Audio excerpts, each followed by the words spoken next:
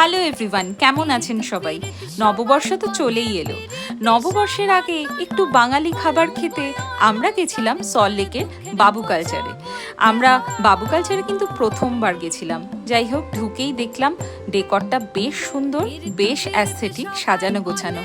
আর আমরা গিয়ে দেখলাম কি কি খাওয়া যায়। তারপর একটু অন্যরকম খাবার অর্ডার করে দিলাম। চলে এলো গন্ধরাজ ঘোল আর পইয়ের জন্য ফ্রেশ লাইম সোডা। এই ভেটকির স্টার্টারটা মুখে লেগেছিল, অসাধারণ খেতে।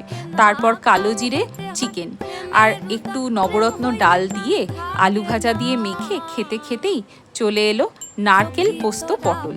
এটাও মুখে লেগেছিল, এত ভালো স্বাদ ছিল।